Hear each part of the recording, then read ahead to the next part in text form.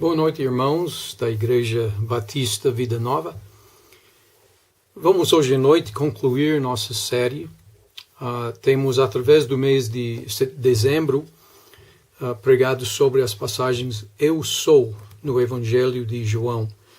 E podemos ver várias metáforas que Jesus usou para descrever seu ministério entre os homens. Começamos com o Eu Sou o pão da vida. Depois, eu sou a luz do mundo. Eu sou o bom pastor. Eu sou a porta das ovelhas. Eu sou o caminho, a verdade e a vida. E hoje de manhã, eu sou a ressurreição e a vida. Hoje à noite, eu quero tratar da sétima, quer dizer, a última metáfora que Jesus usou para se descrever com essas palavras. Na véspera da sua crucificação, logo depois da ceia da Páscoa no cenáculo com seus discípulos, Jesus deu mais uma metáfora. Esta metáfora não foi dada a Judas, foi dada aos outros 11, pois Judas já tinha saído do grupo para preparar para seu ato de traição de Jesus no jardim de Getsemane mais tarde. Então, esta metáfora foi dada aos verdadeiros discípulos, aos 11. E também foi dado a nós, aos seguidores de Cristo, através dos últimos 20 séculos, que se encontram no grupo de discípulos verdadeiros. A metáfora da videira envolve algo no mundo de natureza. Agora, eu não sou botânico, nem filho de botânico, mas tentarei descrever os elementos importantes desta imagem que Cristo deu, em poucas palavras, em João 15. Vejo 3 assuntos centrais nesta parábola que devemos entender bem para sermos bons discípulos de Cristo nesta terra. E os 3 assuntos são a videira, o ramo e o fruto. E nesses 3 elementos eu vou identificar 3 ilustrações para descrever a nossa vida em Cristo. Então, esta metáfora da videira, do ramo e do fruto encontramos nos primeiros 8 versículos de João 15. Deixe-me ler estes versículos. Eu sou a videira verdadeira. E meu pai é o agricultor. Todo ramo que estando em mim não der fruto, ele o corta. E todo o que dá fruto, ele limpa para que produza mais fruto ainda. Vós já estáis limpo pela palavra que vos tenho falado. Permanecei em mim e eu permanecerei em vós. Como não pode o ramo produzir fruto de si mesmo, se não permanecer na videira, assim nem vós o podeis dar, se não permanecerdes em mim. Eu sou a videira, vós os ramos. Quem permanece em mim e eu nele, esse dá muito fruto, porque sem mim nada podeis fazer. Se alguém não permanecer em mim, será lançado fora à semelhança do ramo e secará. E o apanham, lançam no fogo e o queimam. Se permanecerdes em mim e as minhas palavras permanecerem em vós, pedireis o que quiserdes e vos será feito. Nisto é glorificado o meu Pai, em que deis muito fruto, e assim vos tornareis meus discípulos. Como já indiquei, vou tentar explicar esses 3 assuntos: a videira, o ramo e o fruto da parábola de Jesus. Então, o que é a videira? Ele diz, eu sou a videira verdadeira e meu pai é o agricultor, no versículo 1. A videira é uma planta cultivada desde as épocas muito antigas. Temos evidência do 5º milênio antes de Cristo da plantação de vinha no Meio Oriente.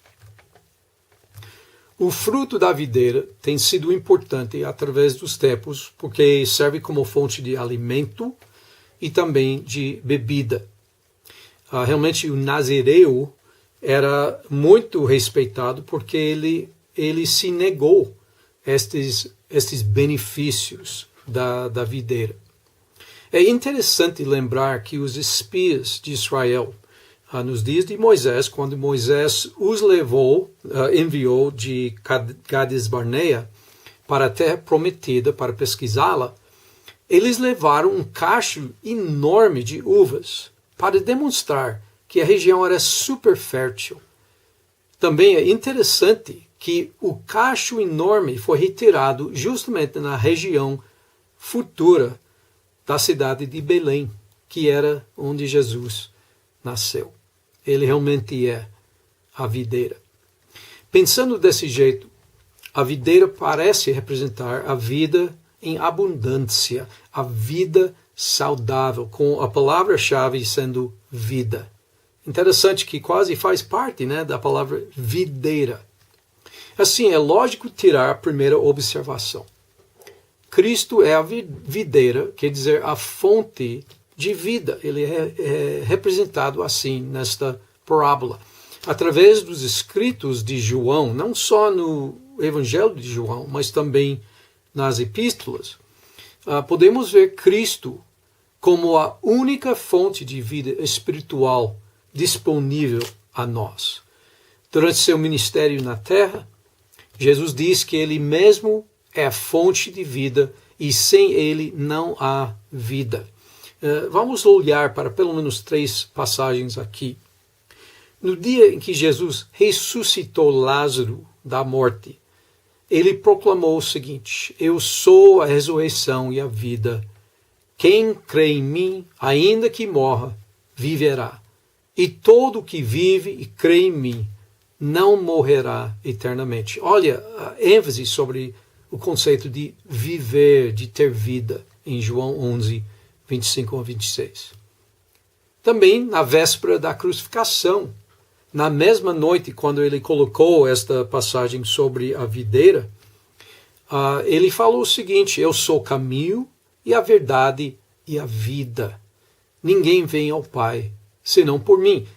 O terceiro texto a gente vai achar bem no final do Novo Testamento, em 1 João capítulo 5, 11. Paulo fala o seguinte: e o testemunho é este, que Deus nos deu a vida eterna, e esta vida está no seu Filho. Para entender um pouco melhor esta vida que Jesus dá, vamos olhar para a videira. No versículo 5 de João 15, Jesus disse: eu sou a videira, vós os ramos. Note bem que Jesus não disse: eu sou a raiz e vocês são os ramos. Como se ele fizesse uma parte e nós uma outra parte. Como ele tivesse uma função e nós tivéssemos outra função. Não, ele diz: eu sou a videira, a planta inteira. Ele é o todo. Mas ele permite que façamos parte dele. Jesus declara que ele é tudo e podemos ficar ou permanecer nele. Eu vejo uma imagem semelhante na questão do corpo de Cristo. Sabemos que Jesus se chama da cabeça do corpo, mas também ele representa-se como o corpo inteiro. Ele é o corpo de Cristo. Então, como nós somos os membros do corpo, e o corpo é Cristo, aqui também nós somos os ramos da videira, e Cristo é a videira. Assim, Cristo é tudo. Mas ele permite que participemos da sua vida, sendo os ramos da videira, ou os membros do corpo. E não há outra opção para ter vida além de Cristo. Se não permanecermos nele, não teremos vida nenhuma. Agora, como Cristo fala no versículo 4, ele diz: permanecei em mim e eu permanecerei em vós. É necessário ficar nele para ter vida. Assim, a primeira observação é que nosso Salvador é a nossa videira, nossa fonte de vida. Porém, podemos tirar outra conclusão desta ilustração. E esta conclusão tem aspecto negativo. Quem é separado de Cristo não tem vida. Então, como quem tem Cristo tem vida, quem é separado não tem vida nenhuma. A imagem da videira também serve para ilustrar a impossibilidade de ter vida sendo separado da videira. Sabemos que o ramo não pode sobreviver sem ligação com a videira. Olha, se você tem unha de gato no seu quintal e você vai cortando aquela raiz, né, no chão, a coisa vai murchar e morrer, né? Tem que ter ligação, né, com a planta para florescer. Sabemos que o ramo não pode sobreviver sem ligação. Do mesmo jeito, o ser humano não pode ter vida quando ele rejeita a fonte de toda a vida, Jesus Cristo. Sem o Filho, ninguém tem vida. A pessoa sem Cristo, ele nasce fisicamente, ele tem vida física durante sua vida na terra, mas ele morre eternamente. Realmente, a partir do seu nascimento, a pessoa que não aceita Cristo como Salvador, ele começa a morrer eternamente, desde o seu primeiro dia na terra.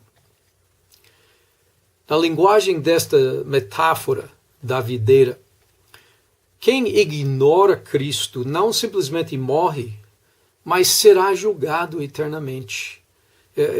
Temos de voltar para o versículo 2 para ver esta verdade. Ele diz: todo ramo que estando em mim não der fruto, ele o corta. O agricultor vai cortar o ramo que não gera fruto.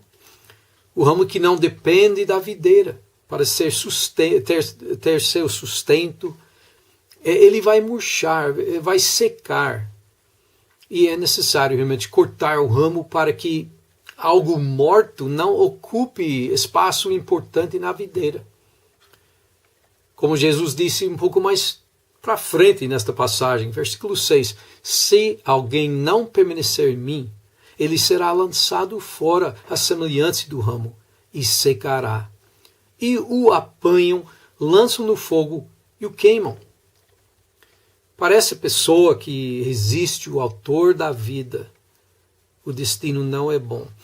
Como um ramo cortado, descartado, seco, ele será recolhido e destruído no julgamento de Deus. Realmente, a linguagem que Jesus usa nesta passagem é bem semelhante às palavras de Cristo quando ele explicou para os discípulos a punição eterna sobre os perdidos. Ele fez isso na parábola do joio, do trigo e do joio, em Mateus 13. Nos detalhes da parábola, não vamos abrir lá, mas um fazendeiro notou que seu campo de trigo tinha sido infestado com joio. E ele concluiu que era realmente o resultado do trabalho de um inimigo dele, que semeou o joio. Claro que o joio não devia entrar nos celeiros do fazendeiro. Antes devia ser eliminado. Assim, o destino do joio daquela parábola é bem semelhante ao destino dos ramos que não produzem fruto. Olha a linguagem de Mateus 13, 30. Falando do trigo e o joio, ele diz: deixai-os crescer juntos até a colheita. E no tempo da colheita, direi aos ceifeiros: ajuntai primeiro o joio, atai-o em feixes para ser queimado. Mas o trigo, recolhei-o no meu celeiro. Alguns têm a perspectiva, infelizmente, que todo ser humano será salvo no dia final. É grande engano. Isso é chamado universalismo. Supondo que Deus é um Deus só de amor, como se ele tivesse um só atributo. E assim, este Deus de amor não vai punir ninguém.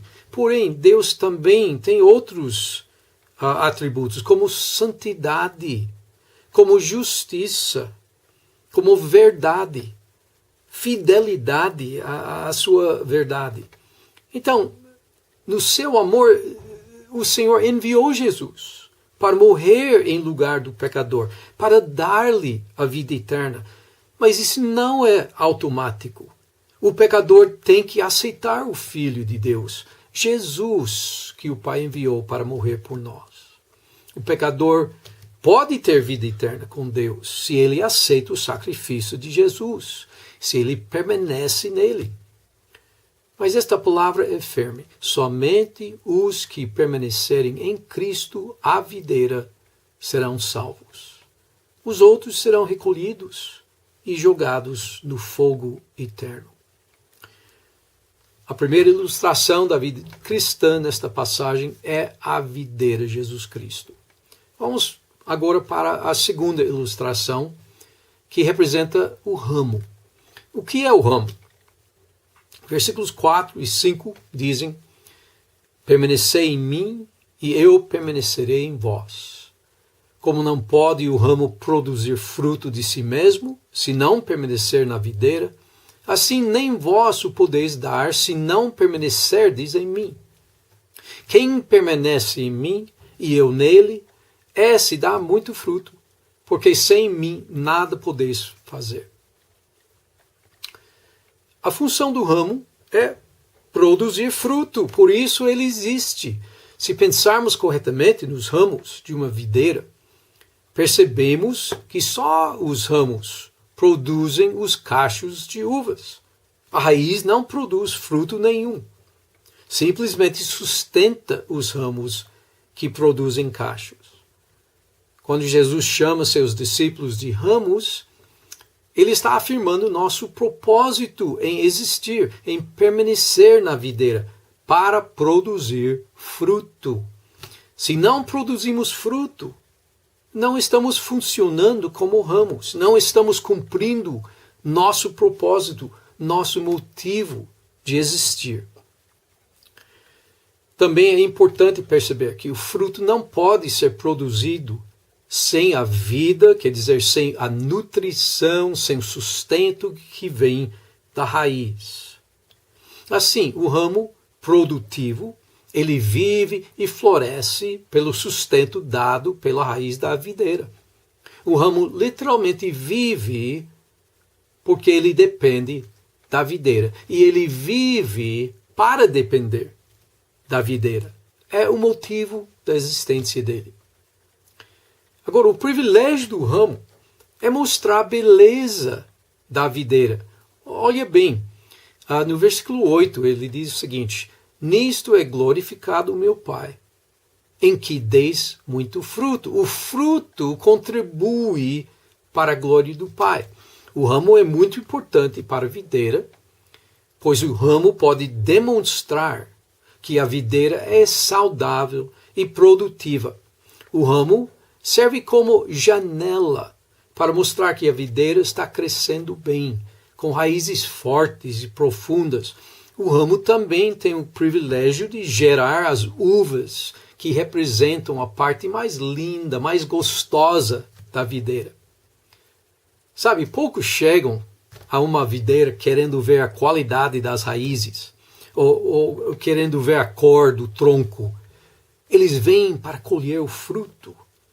A verdadeira beleza da videira se acha no fruto dos ramos. A videira como um todo produz fruto porque a videira tem ramos.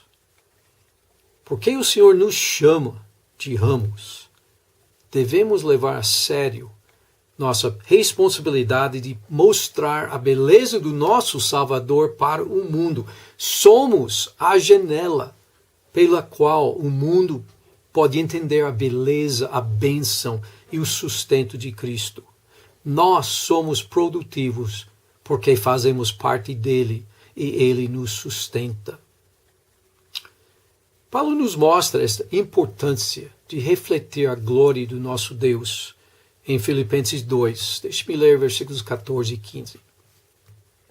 Fazei tudo sem murmurações nem contendas, para que vos torneis irrepreensíveis e sinceros, filhos de Deus inculpáveis no mundo de uma geração pervertida e corrupta, na qual resplandeceis como luzeiros do mundo. Como ramos frutíferos, podemos proclamar a glória de Deus, podemos resplandecer como luzeiros no mundo, dando fruto. Isto dá para o mundo um retrato de Deus, quando eles veem nosso fruto produzido no poder da videira, que é Jesus Cristo. Falamos bastante das primeiras duas ilustrações da vida cristã. A videira, em primeiro lugar, e os ramos, em segundo lugar. Agora, vamos considerar mais um elemento desta metáfora, que nem sempre é bem entendido em nosso meio cristão. Vamos pensar no fruto. O que é o fruto? Como eu acabei de mostrar, o fruto da videira é o alvo maior de plantar uma vinha. As videiras existem para produzir fruto. O investimento numa vinha pode ser significante, e assim o fruto deve compensar o dono.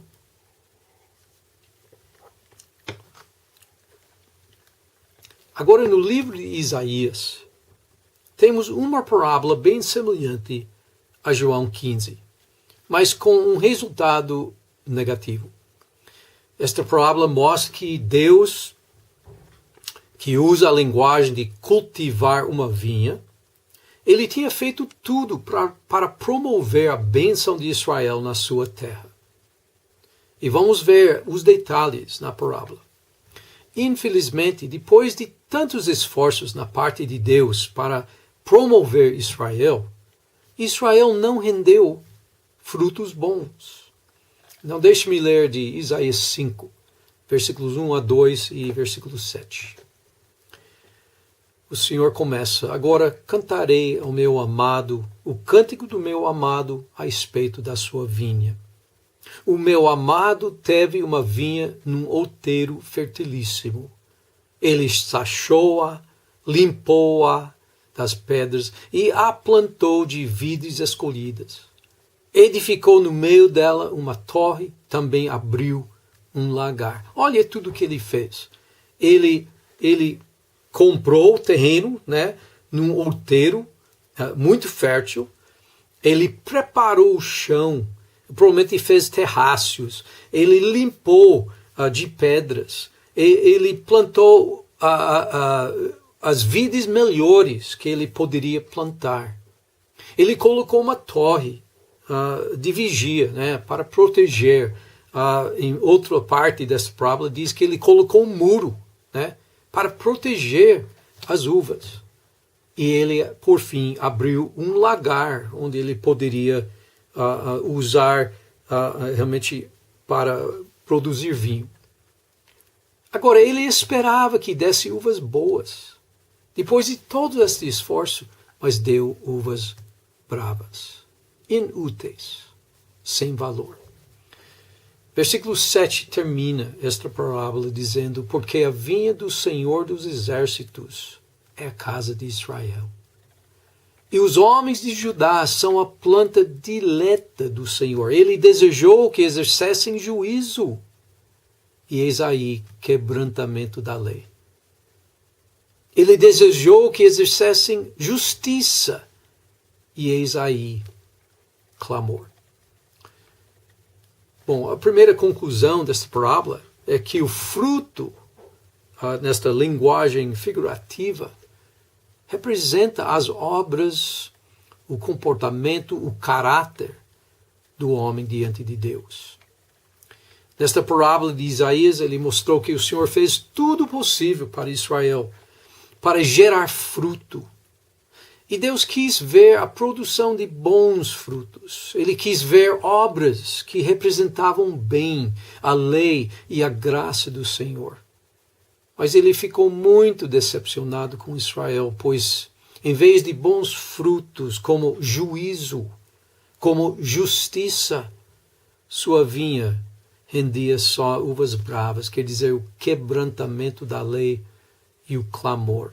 Isso quer dizer, em vez de Israel mostrar obediência às leis de Deus, né, observando, não mentindo, não cometendo adultério, não adorando falsos deuses, o povo estava quebrando as leis, em vez de obedecer.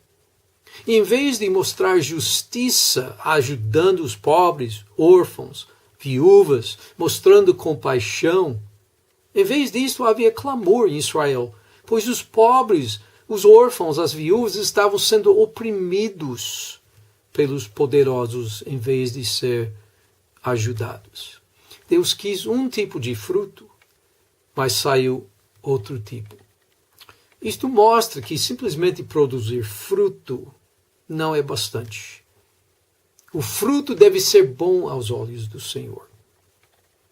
Assim, que tipo de fruto o Senhor espera dos seus ramos que permanecem na videira? Em primeiro lugar, ele espera o fruto de bom caráter.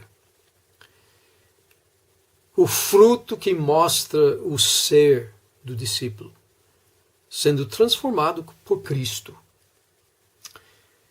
Paulo define bem os atributos, né, o caráter daquele que anda no Espírito, que é controlado pelo Espírito Santo. Podemos ler do fruto do Espírito em Gálatas 5, 22 e 23. O fruto do Espírito é amor, alegria, paz, longanimidade, benignidade, bondade, fidelidade, mansidão, domínio próprio. Elementos do caráter transformado por Deus.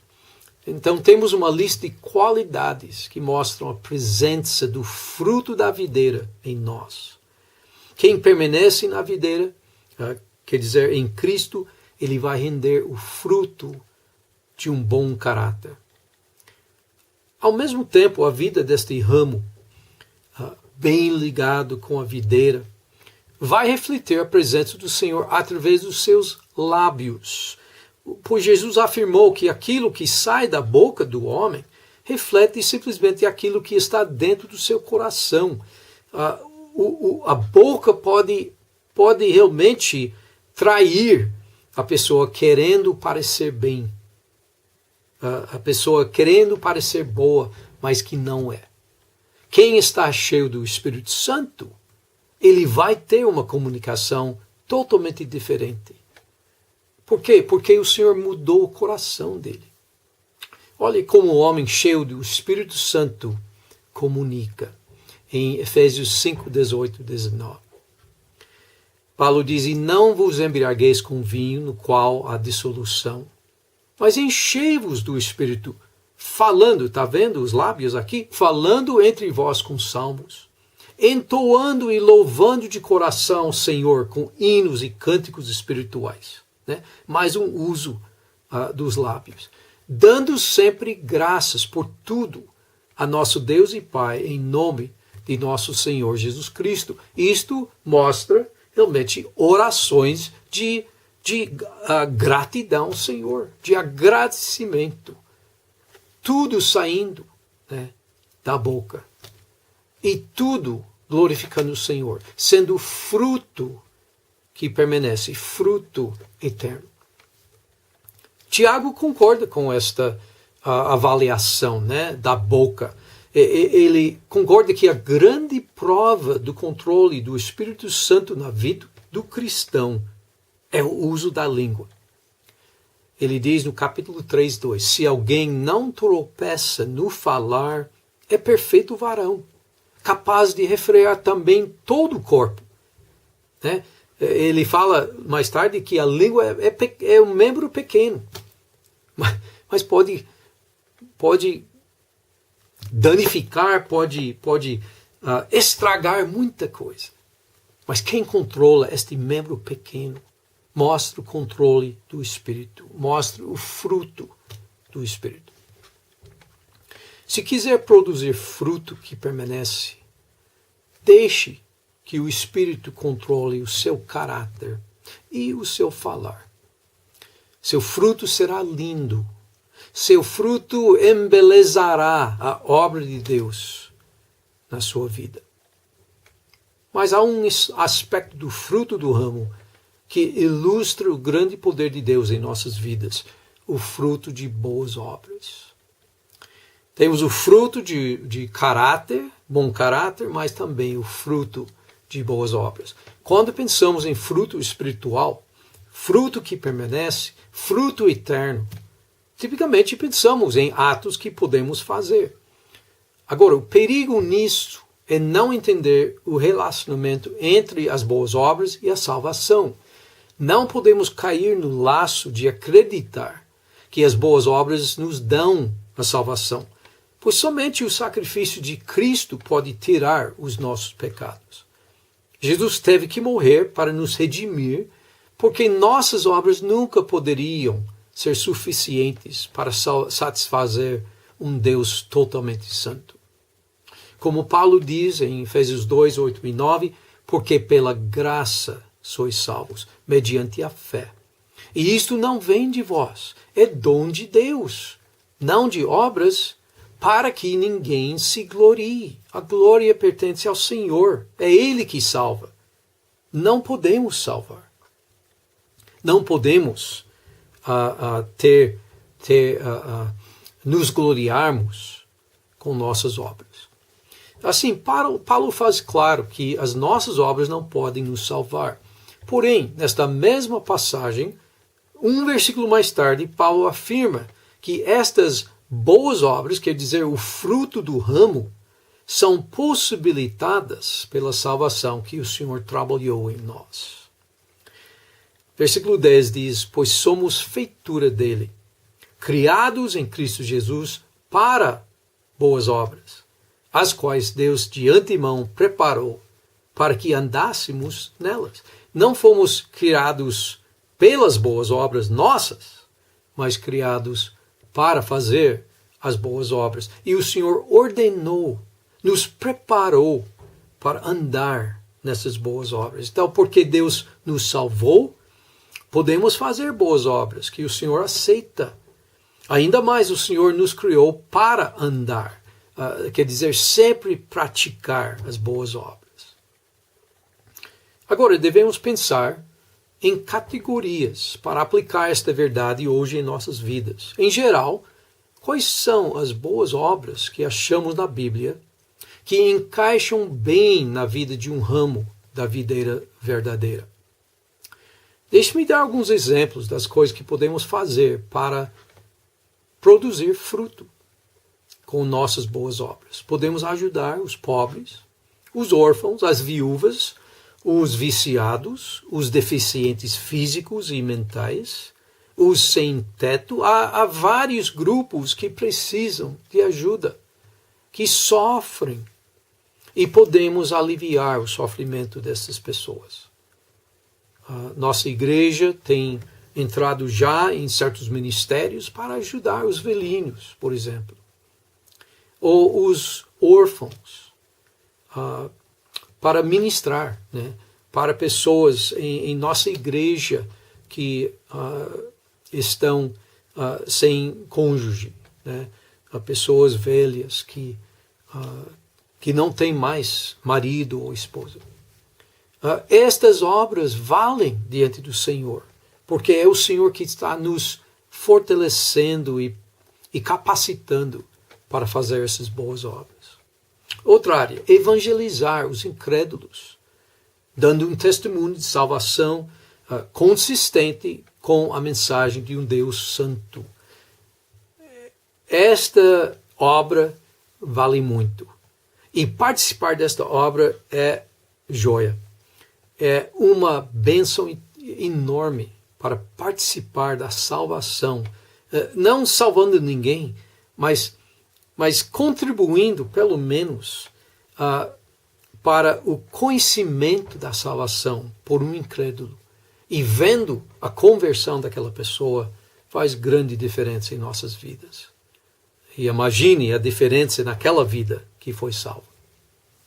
Outra obra, relacionar-se com os familiares e irmãos da igreja de uma maneira fiel, encorajadora e harmoniosa. podemos contribuir muito para a vida dos outros através do nosso espírito, da nossa presença, do nosso encorajamento. Isto pode realmente iluminar o dia de outra pessoa. Devemos nos dar realmente a obras assim. Usar os nossos dons para edificar, fortalecer o corpo de Cristo, para impactar os incrédulos. Muitos pensam nestas obras como principais, mas fazem parte só das outras obras, das várias obras que podemos fazer. Mas edificar nossos irmãos em Cristo vale muito. É fruto que permanece. Outra obra, mostrar fidelidade ao Senhor e paz no coração, quer dizer, fé nele no meio de provações. Fidelidade e fé no meio de provações. É uma obra, uma boa obra, que rende fruto, que permanece. Eu coloquei na lista aqui ser amigo daquele que não tem amigo. Outra maneira que podemos fazer uma boa obra que vai render fruto. Todo fruto gerado por esses esforços é fruto que permanece para sempre, fruto eterno. É depositado para a eternidade com o Senhor e não pode ser roubado ou perdido. E todo esse fruto glorifica ao Senhor, pois mostra para o mundo quem é Deus. Sendo ramos, nós podemos embelezar o mundo de Deus, mostrando o fruto. Deve ser evidente desta passagem que a vontade de Deus é que produzimos bom fruto, dependendo da videira que é Jesus Cristo. A vontade dele é que permanecemos na videira, contando com ele para nos sustentar espiritualmente e para sermos capacitados por ele para produzir fruto. Esta passagem nos indica tudo isso. Mas há mais uma frase que quero tratar antes de terminar esse sermão. Deus quer tanto que produzamos fruto, que ele nos cultiva nisto. João 15:2 diz: todo ramo que estando em mim não der fruto, ele o corta, e todo o que dá fruto, ele limpa ou poda, para que produza mais fruto ainda. O ramo que realmente pertence à videira verdadeira, ele dará fruto. E dando fruto, o Senhor vai orquestrar os eventos da vida dessa pessoa para que ele dê ainda mais fruto. Eu já vi realmente na minha experiência, este efeito na vida de várias pessoas. Já tive professores, por exemplo, um professor que na época, quando eu estudei no seminário, nem tinha filho ainda, mas ele falou da sua filha que nasceu com uma condição de hidrocefalia e ele aguentou 6 anos da choradeira dela por causa da pressão no crânio que não poderia ser aliviado. Ela morreu com 6 anos. E depois de ouvir disto, eu percebi que este homem era um homem de Deus. Será que Deus usou aquelas experiências para formar o caráter dele? Será que Deus estava cultivando este ramo que estava já dando fruto, mas para dar mais fruto? E não 2 anos mais tarde, nós tivemos André, também com hidrocefalite. Mas até os dias do nascimento de André, houve tecnologia para tratar da situação e ele sobreviveu, graças a Deus. Podemos pensar em Paulo. Paulo passou por isso. Acho que o Senhor cultivou em Paulo mais fruto. Depois da salvação dele, o Senhor colocou um espinho na carne dele. Ele fala disso em 2 Coríntios capítulo 12. E este espinho na carne dele parece que gerou um bom caráter. também parece que gerou boas obras para mostrar o caráter de Paulo. Por exemplo, ele até disse em Romanos 9 que ele perderia sua própria salvação em troca da salvação dos judeus, seus compatriotas. Que caráter! O Senhor também multiplicou as boas obras de Paulo. Ele evangelizou milhares durante sua vida, plantou quantas igrejas, e olha, ele edificou milhões através dos últimos 2000 anos pelas epístolas dele, do Novo Testamento. Deus, o agricultor, trabalha em nós, cultivando em nós ainda mais fruto. Para concluir nossa série, hoje à noite, deixe-me só falar um pouco sobre nosso grande Salvador. Como os pastores Wilson e Noreival já mostraram em pregações anteriores, nesta mesma série, um dos nomes de Deus no Antigo Testamento é Eu Sou. A mesma frase que inicia todas essas metáforas que estudamos. Quando Moisés viu o Senhor na sarça ardente, em Êxodo 3, quando ele foi chamado para voltar para o Egito, Moisés perguntou ao Senhor o seguinte: eis que quando eu vier aos filhos de Israel e lhes disser, o Deus de vossos pais me enviou a vós outros, e eles me perguntarem, qual é o seu nome? Que lhes direi? Disse Deus a Moisés, eu sou o que sou.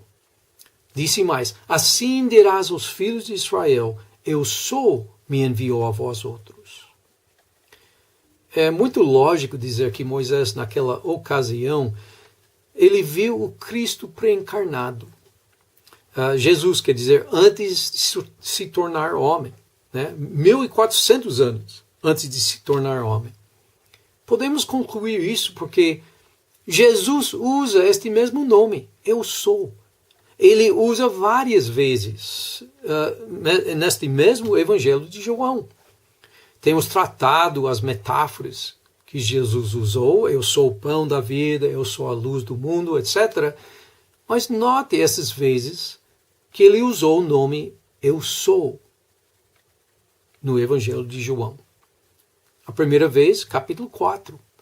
Quando a mulher samaritana diz que o povo dela saberia tudo depois da chegada do Messias.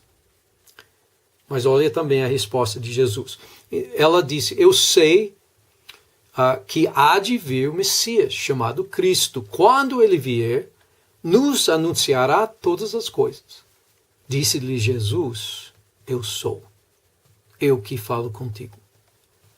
Cristo afirma não só que ele é o Messias, mas que ele é Deus. Eu sou, eu que falo contigo. O segundo texto, João capítulo 6, aquela passagem sobre o pão de vida, quando ele andou nas águas, né, antes de fazer o pão, ele andou nas águas e os discípulos do barco ficaram com muito medo, né?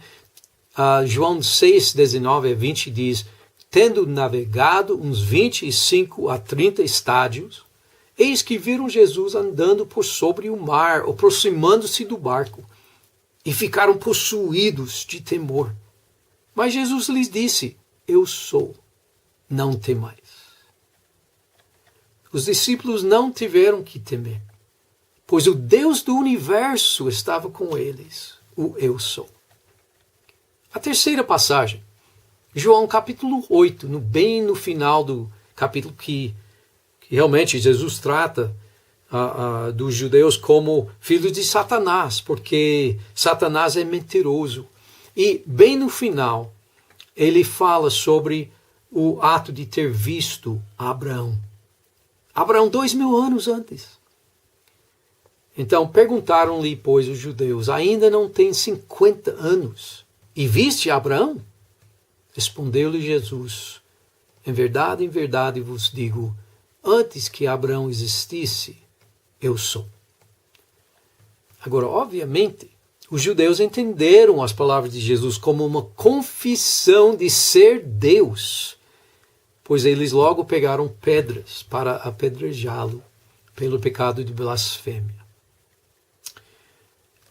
A quarta passagem, João 13. Jesus no cenáculo, na véspera da crucificação, profetizando sobre a traição de Judas. Judas já tinha saído da ceia.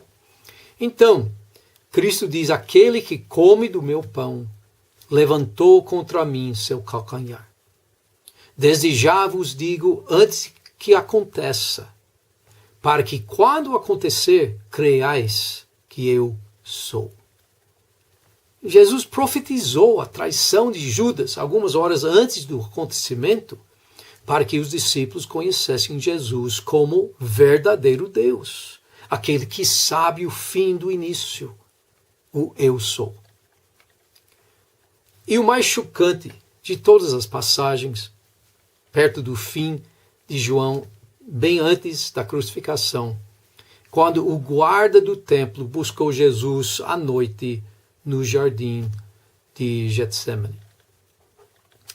João diz, sabendo, pois, Jesus todas as coisas que sobre ele haviam de vir, adiantou-se e perguntou-lhes, a quem buscais? Responderam-lhe, a Jesus, o Nazareno. Então Jesus disse-lhes, sou eu. Quando, pois, Jesus lhes disse, sou eu, recuaram e caíram por terra. Incrível, né? Que todos os soldados fortes acabaram no chão quando Jesus simplesmente falou seu nome divino. Só quero colocar mais uma passagem que venha dos escritos de João, não do Evangelho, e que saliente o grande eu sou, o eterno Deus, aquele que sempre é. Quando João viu o Senhor ressurreto na ilha de Patmos, no primeiro capítulo de Apocalipse, ele recordou as palavras de Cristo para nós, no versículo 8. Eu sou o Alfa e Ômega, diz o Senhor Deus, aquele que é, e que era, e que há de vir, o Todo-Poderoso. Irmãos, devemos permanecer nele, pois ele é permanente. Vamos orar. Obrigado, Pai, pela alegria de ver o Senhor nos tratando como ramos da sua videira, permanecendo no Senhor e sendo frutíferos por causa da graça do Senhor. Obrigado, Pai, que possamos ter o privilégio de representar o Senhor, de produzir fruto, de ser a parte mais bonita, Pai, da videira, por ter fruto que é útil, que ilumina, que glorifica o nome de Deus. Que possamos ser fiéis, Pai, nisto, que possamos nos esforçar para ser controlados pelo Espírito, para mostrar o fruto do Espírito em nossas vidas, pelo nosso caráter, pelas obras, pela boca. Pai, que possamos glorificar o Senhor, sendo ramos da videira verdadeira. Obrigado pelo privilégio de ver esta passagem e de ter o Espírito Santo nos ensinando enquanto estamos lendo. E que o Senhor abençoe nossa igreja em nossos alvos, Pai, de servir nossa comunidade e de representar o Senhor Jesus Cristo, aquele que era, que é e que há de vir. Em nome dele. Amém.